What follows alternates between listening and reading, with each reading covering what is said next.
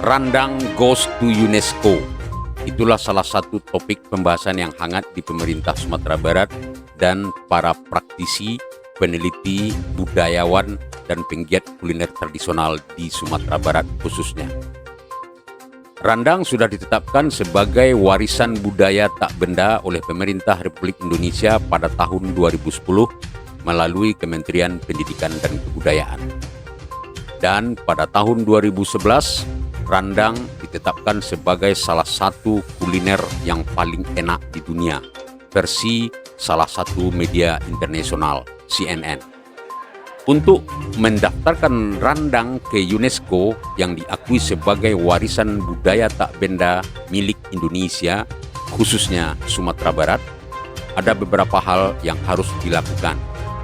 Misalnya, mengkaji sejarah rendang, mengetahui apa asal kata rendang, prosesnya seperti apa, dan bagaimana variasinya yang ada di Sumatera Barat.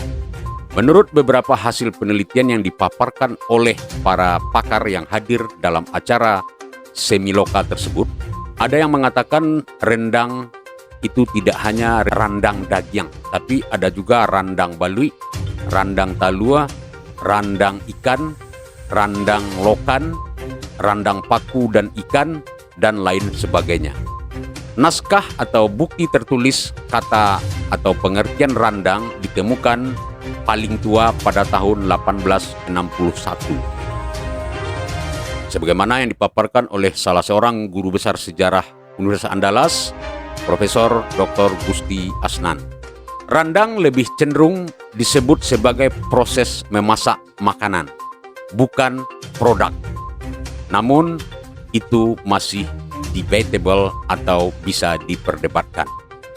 Jika randang menjadi warisan budaya dunia milik Sumatera Barat, maka kita sebagai masyarakat Minangkabau harus bangga bahwasannya kuliner tradisional kita memang lezat dan berterima di seluruh lidah masyarakat dunia. Ya, terima kasih. Pada tahun ini memang kita berencana untuk menjadikan rendang sebagai warisan budaya tak benda di UNESCO sehingga bisa diakui di dunia internasional. Selama 2 hari ini kita sudah melaksanakan semiloka, menghadirkan beberapa pakar dan masukan-masukan dari seluruh peneliti kebudayaan, pengusaha UMKM rendang. Terima kasih kepada Dinas Kebudayaan Provinsi Sumatera Barat, IAIN Batu Sangkar juga ikut dilibatkan, UMP, UNAN, dan beberapa kampus lain. Kita harapkan rendang ini jadi warisan budaya tak benda di UNESCO sehingga dunia mengakui rendang milik Minangkabau. Kabupaten Tanah Datar siap untuk mendukung kegiatan ini dan membantu sampai selesai.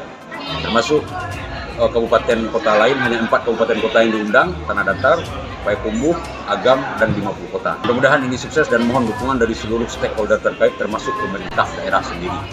Assalamualaikum warahmatullahi wabarakatuh.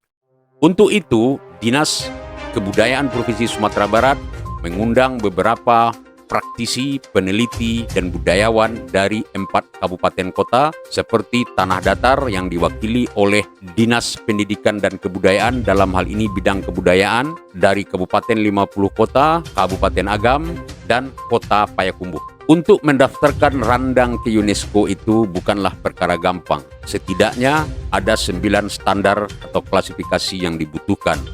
Semakin banyak penulis dan peneliti yang menulis atau mengkaji tentang randang tersebut, maka semakin mulus jalannya. Oleh karena itu, dukungan seluruh pihak dari masyarakat Sumatera Barat khususnya dan dari masyarakat Indonesia umumnya sangat dibutuhkan. Tentu jika randang menjadi merek terdaftar di UNESCO milik Indonesia dan berasal dari Sumatera Barat, maka randang akan go internasional. Semoga proses ini berjalan dengan sukses. Demikian Jurnal Minang melaporkan dari Kota Padang, Sumatera Barat. Assalamualaikum warahmatullahi wabarakatuh.